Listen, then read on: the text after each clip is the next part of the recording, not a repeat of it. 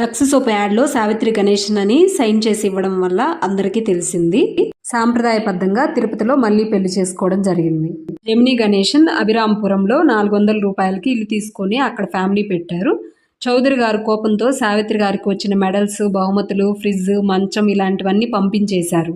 ఆ టైంలో సావిత్రి గారి బ్యాంక్ బ్యాలెన్స్ 750 రూపాయలు ఉందంట. బాధతోటి నేను అబిబుల్లా రోడ్లో ఒక మంచి ప్లేస్ తీసుకున్నాను ఇల్లు కట్టుకోవడానికి అని చెప్పేసి గణేషన్తో చెప్పగా ఆయన ఓదార్చి ధైర్యం చెప్పారట. ఏఎన్ఆర్ చక్రపాణి గారు సావిత్రి మరియు వారి పెదనాన్నతో మాట్లాడి వారు విడిగా ఉన్నప్పటికీ వారి బాగోగులు, అవసరాలు, డబ్బులు ఇచ్చేలాగా ఇద్దరికి ఒప్పందం చేశారు. జెమినీ గణేషన్, సావిత్రి గారు ఇద్దరు కలిసి 1956 సెప్టెంబర్ 9వ తేదీ అఫీషియల్గా భార్యాభర్తలుగా బయటకు వెళ్ళారు ఒక ఇంగ్లీష్ మూవీ కోసం.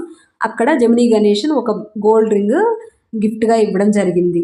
ఇదంతా సావిత్రి గారే స్వయంగా ఒక వ్యాసంలో రాసుకున్నారు.